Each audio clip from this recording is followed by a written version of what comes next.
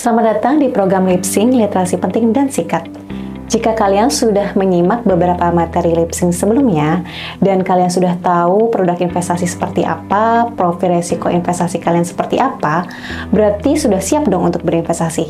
Eits, tunggu dulu, jangan buru-buru untuk investasi. Kali ini, tim PPS akan membagikan tips bijak dalam berinvestasi. Kira-kira itu apa aja? Simak terus video ini bersama saya, Putri Manggiasih.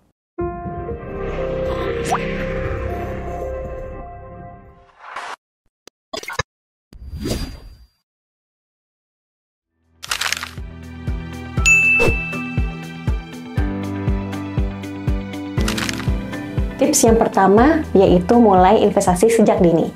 Nah, buat kalian ini kita tahu ya sebenarnya kalau misalnya kalian semakin lama kalian berinvestasi, maka semakin besar pula keuntungan yang kalian dapatkan. Kalian bisa coba lihat ilustrasi sebagai berikut. Misalnya kalian menempatkan modal awal untuk berinvestasi ketika pertama kali sebesar 5 juta rupiah. Per bulannya kalian sisihkan dana kalian sebesar 1 juta rupiah. Dengan imbal hasil perkiraan 6% setiap bulannya. Nah, bisa dilihat nih, kalau misalnya kalian sudah investasi seperti demikian, 1 tahun kalian bisa mendapatkan sekitar 17 juta rupiah.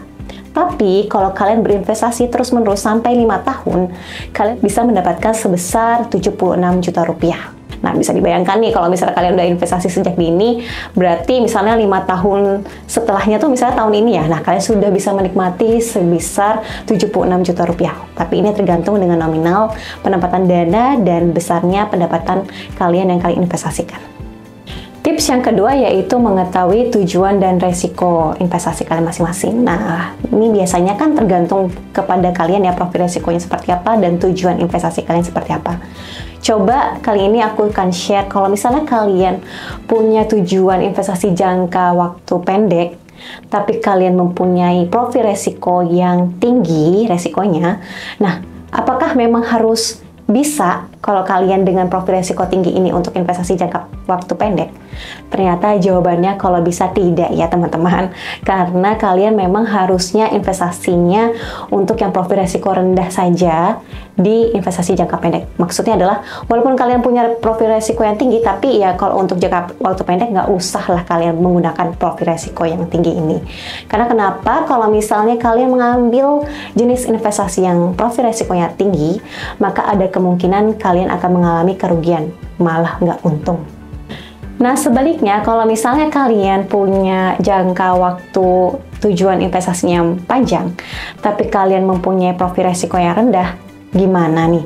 Biasanya kan jangka waktu yang panjang itu malah profil resikonya kalau bisa yang tinggi ya, karena returnnya lebih maksimal. Tapi kalau misalnya kalian punya profil resiko yang rendah, disarankan kalian tetap memang harus stay di investasi yang memang punya profil resiko rendah, seperti deposito obligasi. Karena kenapa sih? Karena ya nyamannya kalian kan di situ. Maka kalau udah sesuai dengan profil resiko kalian masing-masing, terus jangka waktunya juga panjang, nih kebetulan ya nggak apa-apa kalian tetap dengan profil resiko yang rendah ini. Tips yang ketiga yaitu berinvestasi di instrumen yang tepat. Nah, yang tepat tuh apa? Gimana maksudnya? Yang pertama, kalian sudah tahu produk investasi yang kalian mau tuju investasi ya. Yang kedua, udah tahu profil resikonya tinggi atau rendah. Itu udah sesuai dengan kalian masing-masing nih tipenya nih. Dan yang ketiga, kalian sudah tahu perkiraan imbal hasilnya itu seperti apa. Jadi ibaratnya sudah tahu nih kekurangan dan kelebihan dari investasi itu. Maka kalian kalau misalnya sudah tahu ketiga tema yang tadi, maka kalian boleh langsung berinvestasi.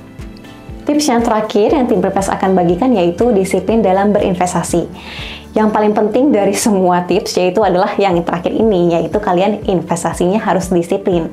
Kalian bisa men-set untuk pendapatan kalian 10% benar-benar untuk investasi. Tapi uangnya adalah uang dingin ya, yaitu uang yang sudah dipotong dengan biaya kehidupan kalian, biaya cicilan hutang, dan biaya cicilan yang lain-lain. Nah, itulah ibaratnya ya.